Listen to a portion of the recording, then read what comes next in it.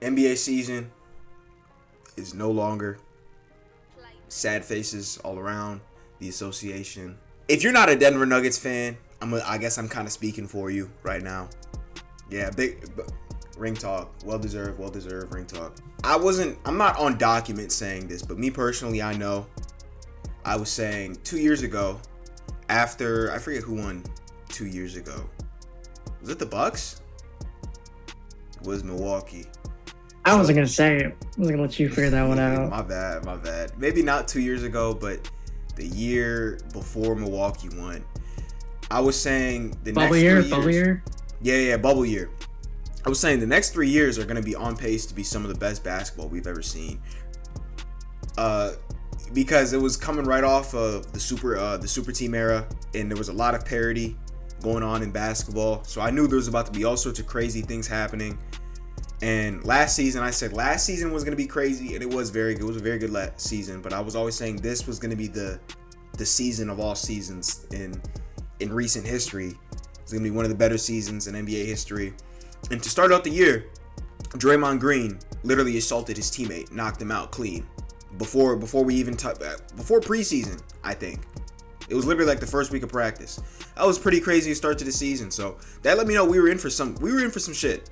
To put it blatantly, put it like this, season's crazy, bro. This was a crazy season.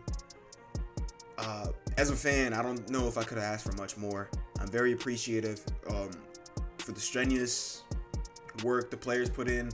I know we get on them a lot as fans and looking from the outside, and we can say all sort of crazy things, but at the end of the day, the athletes, they decided to put themselves through this 82 games. It's like 6 to 8 months of being away from your family, constant road games or whatever. It's just very demanding. So for them to put on the show that they do every year, I just want to take some time, say thank you. Really appreciate this season, everything. Shout out to Nikola Jokic. Big shout out to Nikola Jokic. LeBron, he wasn't really getting into it, with his foot and whatnot. 38 years old, whatnot, whatever you want to say. Ja Morant. Yeah. Shout out Denver Nuggets, man. First NBA championship in franchise history. Facts. Every single time we go, I guess every single time.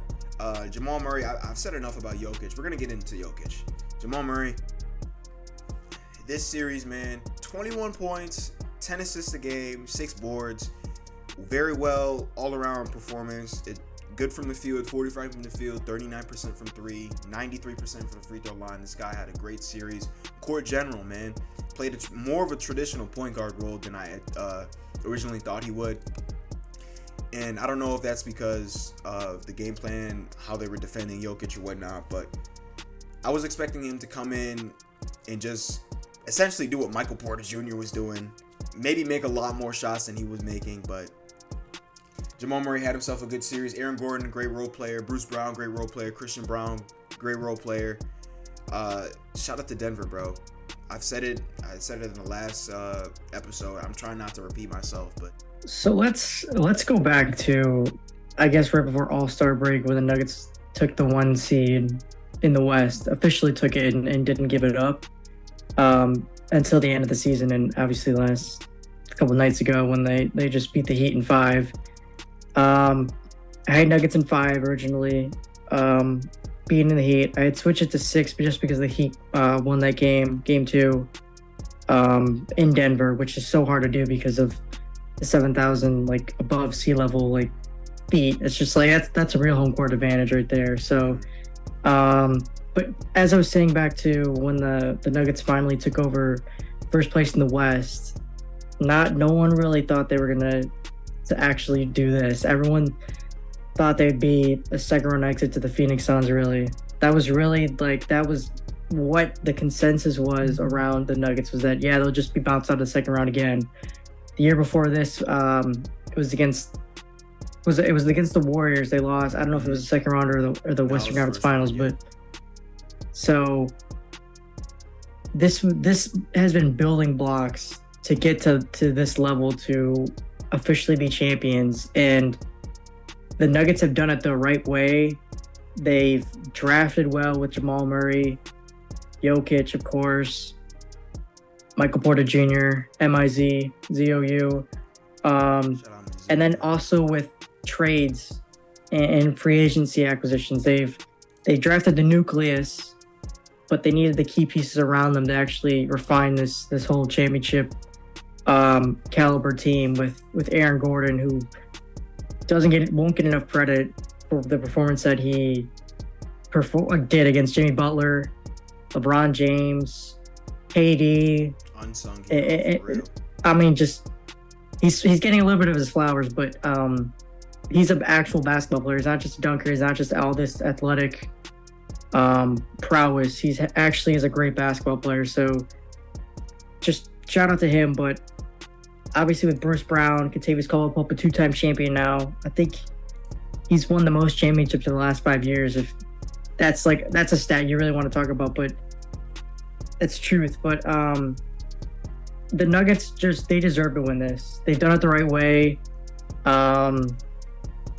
With the super team era, I guess, like officially ending, because the last 5 champions have just been all different champions. When you had Raptors, Lakers, Bucks, Warriors, and now Nuggets.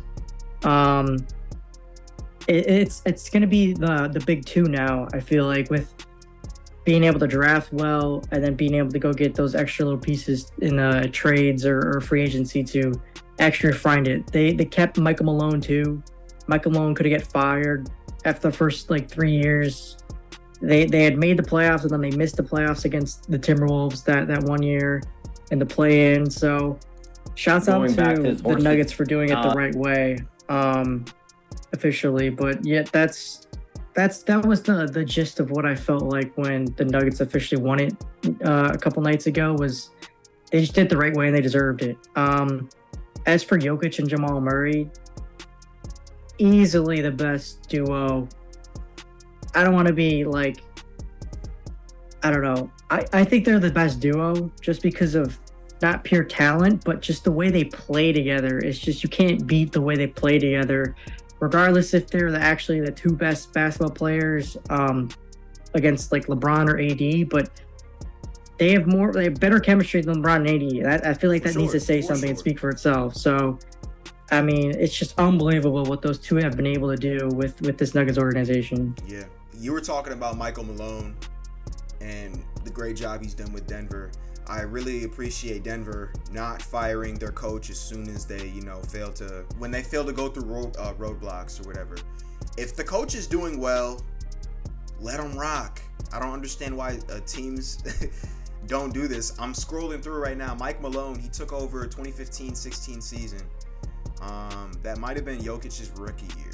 No, that was Jokic's rookie year. So him and Jokic got to the organization at the same time. They went 33-49, finished 10th in the West. Next year's 40-42, didn't make the playoffs, finished 9th in the West. The year after, finished 9th in the West, and they went 46-36. 3 straight years not making the playoffs, but you can see the overall improvement. And then Jokic and Jamal Murray were coming off the bench too. Originally, they started coming off the bench. Yep. Originally too. Stayed with it, stuck with it. They traded Nurkic, and it opened up the floor for Jokic to become what he is now. But 2018-19 season is when they first got their first playoff taste, which was 3 years into it of them being together. 3 years is not a lot of time for NBA coaches now. If you don't do something in 3 years, bro, your job, if you don't do something in 2 years, matter of fact, your job is already on the line. You're already on the hot seat. 18-19, they got bounced in the second round to the Trailblazers after losing in 7. And then the next season, they went to the Western Conference Finals. This was the bubble year, right? Yeah, because they came back 3-1 on the Clippers, and they lost in the semis. They lost in the Western Conference Finals to the Lakers. Year after that, swept in the semis against the Suns, who later went on to go to the NBA Finals. I agree with what you were saying. It's building blocks when it comes to building championship level teams and stuff like that. No one's just going to take the championship level jump in the first season. The Grizzlies, their success was not replicated into this year. For the most part, it kind of was, I guess, but they had a lot of obstacles to overcome, and that's not how it's always going to be. It's not always going to be. The grass isn't always greener. You want to build a culture. That's what wins championships, bro. Culture. Cultures wins championships. And players, of course, that too. But when you know you can trust guys, and just have that type of locker room commodity when everyone comes into work and it's the next man up philosophy, like Christian Brown, you saw he wasn't playing the first 2 games of the finals, and then game 3 came along, or game 4 or so, and he was giving them a lot of energy, was the big spark. Things happen. They weathered the storm, and here they are as NBA champions. Are they going to be able to weather the storm again? Because next year is next year. This year was this year. Next year is next year. So enjoy it.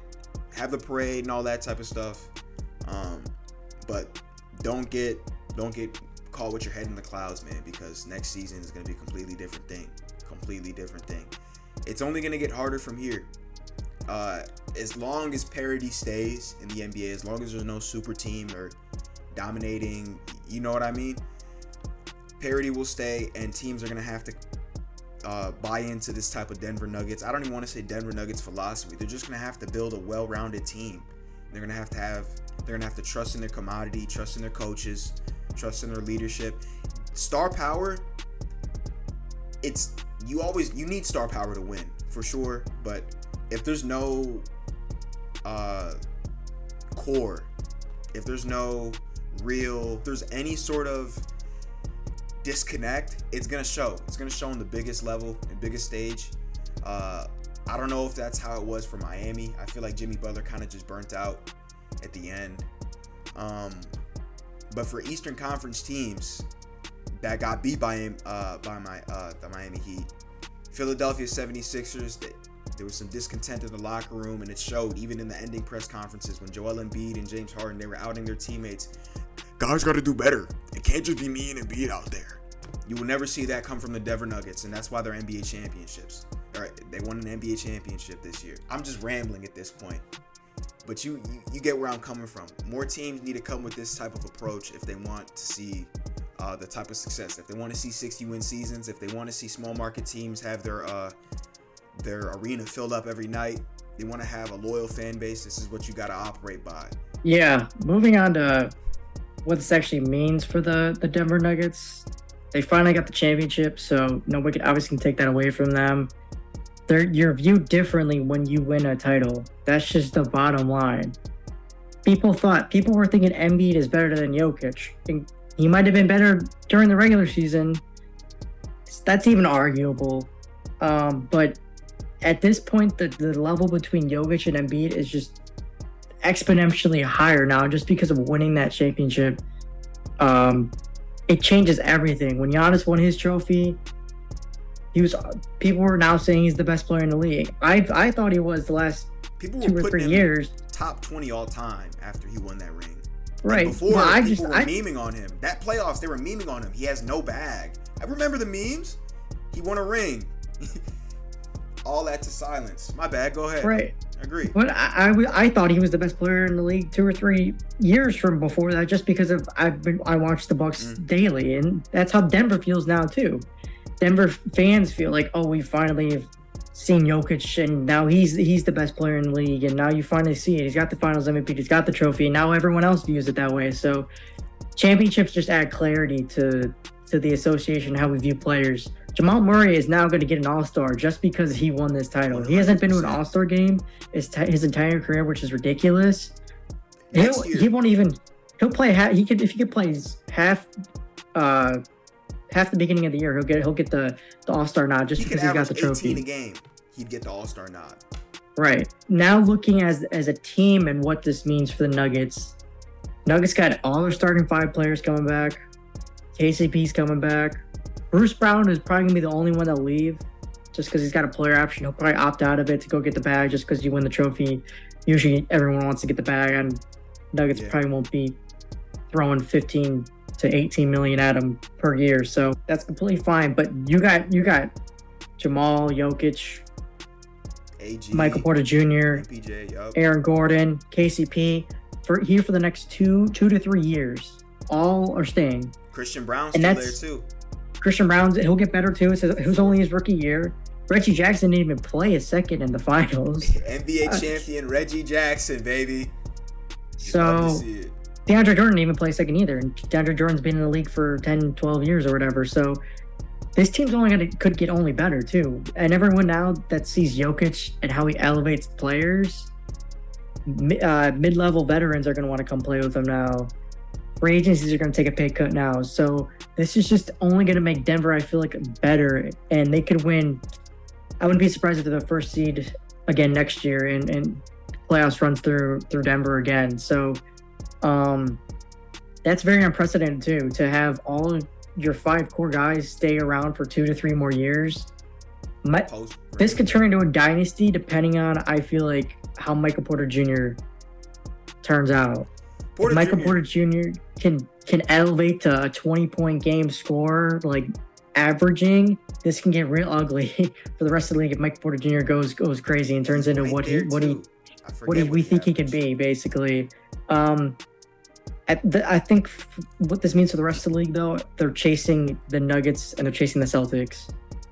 The Celtics, if they had Ime Udoka this year, they would probably be in the title game, and it'd be a toss-up at that point. But Celtics are a championship level team. I don't think they'll change or switch anything. Maybe CP3 goes and signs with them, which would just only elevate them more. But I don't think they're gonna do any trades or anything like that. I think they're gonna stand pat. They're gonna do what the Nuggets did and stay pat, basically, and just let it ride out, because they have everything. They just got to go do it, basically. So the rest of the league is gonna have to go chase the Nuggets and the Celtics.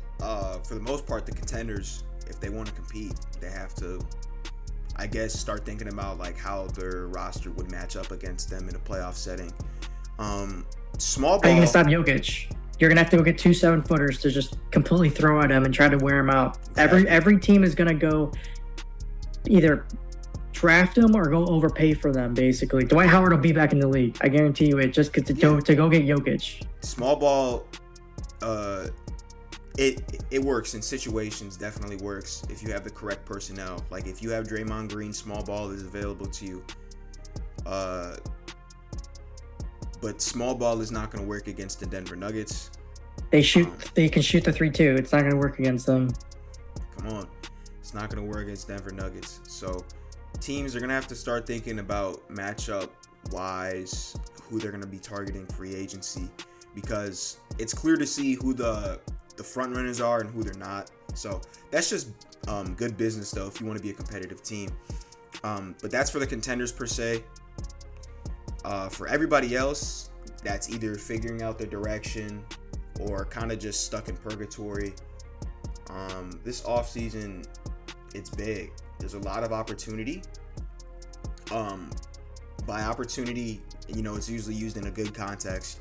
There's also a lot of opportunity to do some very monumental, stupid things with your franchise. You could lose direction in this offseason too. So it's going to be interesting to see where things go or how people react or overreact. Yeah, for those type of teams that are just out of the running, you know what I mean, or just been enjoying Cancun. We'll say that, the Cancun enjoyers. Now is the time to figure it out.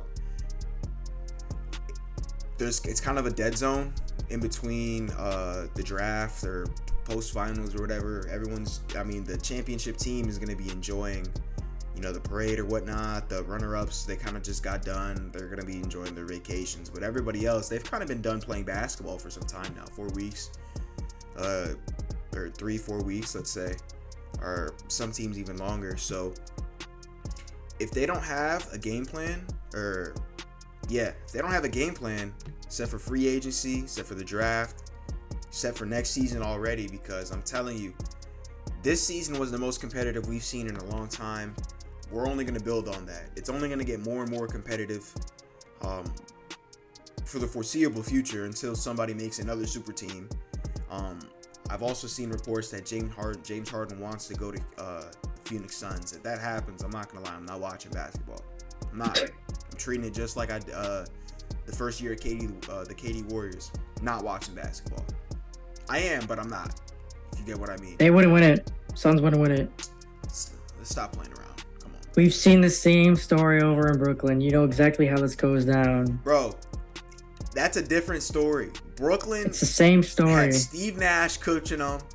That front office in Brooklyn is I've never seen a worse front office. They have everything handed to them. They still manage to fumble it. I can speak on this because I've been going through it. Was it? Yeah, they gave too much power to the players. That was part of the problem. No. Sean Marks just has no clue what he's doing down there. Zero clue. Another conversation for another day. Teams, make your moves quick. Be decisive. This is in the NFL. They say it's a copycat league. I think a little bit of the copycat league is going to happen in the NBA with trying to stop Jokic somehow, which is, I can't even imagine how you even start thinking about it. But big bodies are going to be getting paid this offseason just because of Jokic. Personally, I think Bucks are going to reload, obviously. I think Sixers are going to go downhill a little bit here. I don't know. Answer, yeah. Celtics will still be right there. Heat are going to get better. Heat are reportedly going to try to get Dame or Bradley Beal. I think Dame would be pretty nuts in Miami, but the same teams are going to be contenders. Who knows what the Cavs are going to do? Cavs will somewhat get better. Who knows what the Hornets are going to do? Possibly the Pelicans are trying to trade Zion to go get Scoot, so maybe Hornets could get Zion in the Melo. So who knows what happens there? Hawks too, Trae Young and DeJounte Murray. What happens there? Trae Young maybe gets traded, maybe he doesn't get traded. So there's just so much going on in the league. I agree with you that parity is we're in the parity era. It feels like the last 5 years was kind of the beginning of it, and now we're officially going to be in it with the CBA too. It's going to be hard to pay like 3 max players. It's going to be kind of a big 2 instead of a big 3.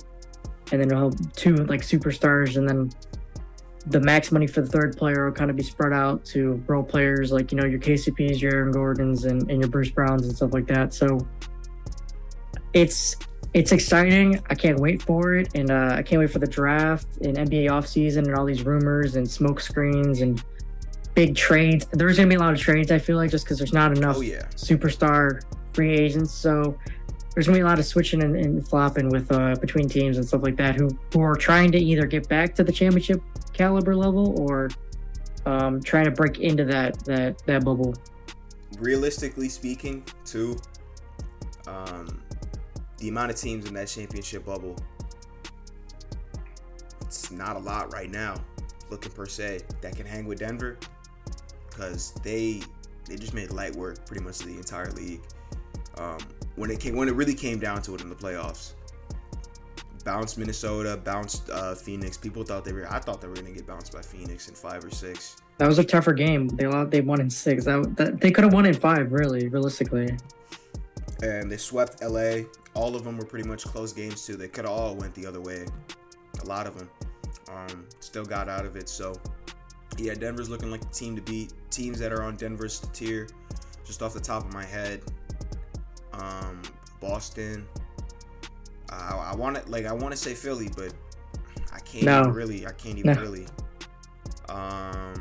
In the West, I can't even say Golden State anymore because maybe I can't say Golden State. I think so. Problem. Yeah, even then, I don't know. Yeah. That's what I'm saying. I think there's only legitimately 3. I think it's Denver, Boston, and maybe the Bucks. I really think it's the 3 legit teams right now. That's what I'm saying. I think the rest of the league is chasing Denver and Boston, and everyone else has got to scramble and try to reload. I'd say Memphis too. I'll give it to Memphis. They just went through a very rough patch this year. Memphis was killing it for the first part of the year. They were. Who knows how long Ja's out too? I forgot about that. Who knows? True. Who knows how long he's out? Very true. So, we gonna see. But for the last part of this, I feel like it's only right we dedicate this part to Jokic. We talk about how great of a season he was having. Come on now, to cap it off. In the beginning of the year, the MVP race was Luka Doncic. I forget there was another person. Maybe KD. I think Kevin Durant was in there too. Embiid wasn't really in there. He was. Tatum was in it. He was in there, but he was kind of like in the back end, sort of. people weren't really giving him that much credit. They were giving KD more credit than Embiid, I remember. But it was Luka and Jokic too. And I'm gonna be honest, at first I was picking Luka to win MVP. The Mavs were like the 5th or 6th seed at the time, or maybe even the 4th seed. The Mavericks were doing pretty well. Yeah, they were doing well. Luka, his statistics were insane. It was like 36 or 34 points per game, and his PR was like top 3 in the league. It was still historically high player efficiency. The difficult shots he was making, just I don't need to explain. I don't need to go too much into depth. But the one thing I kept seeing with Jokic is the guy was playing maybe like 28, 29 minutes. And he was doing 26, 12, and 14 assists in 28 minutes. And he'd go sit out, and the Nuggets would win by like 20, 30 points. That's extremely hard to do.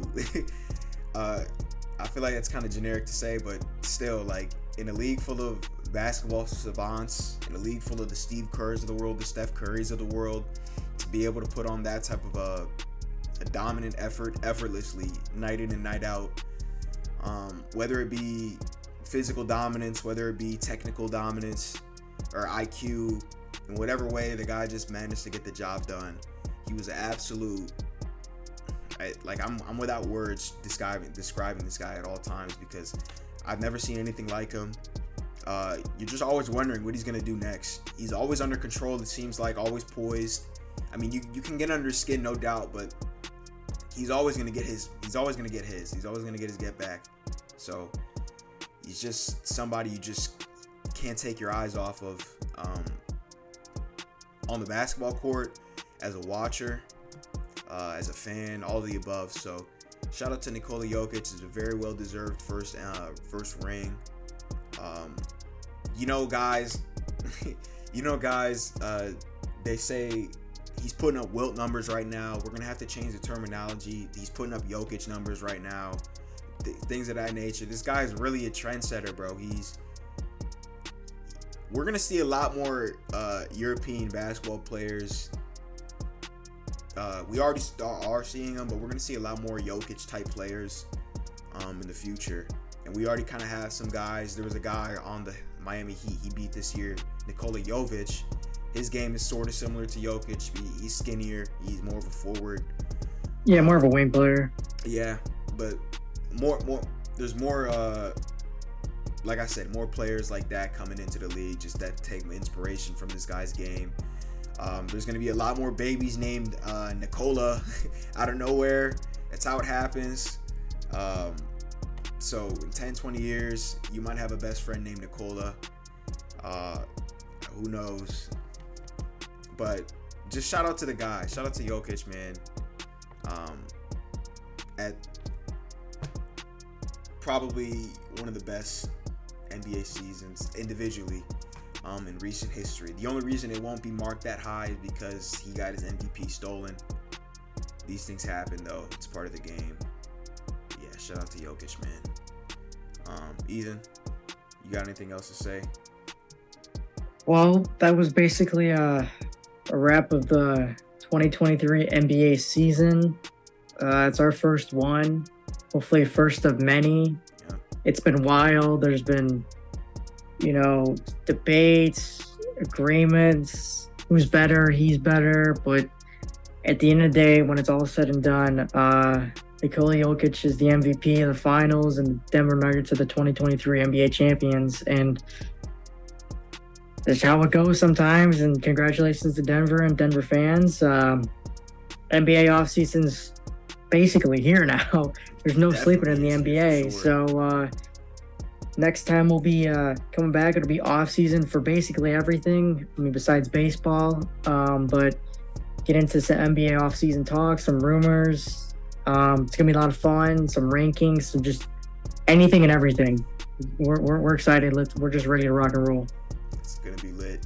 We've done some debates, we've had some hot takes in between these episodes, but it's gonna really come into effect here now that basketball's not being some rankings. Night. Yeah, so a lot of that coming your way. But yeah, good season.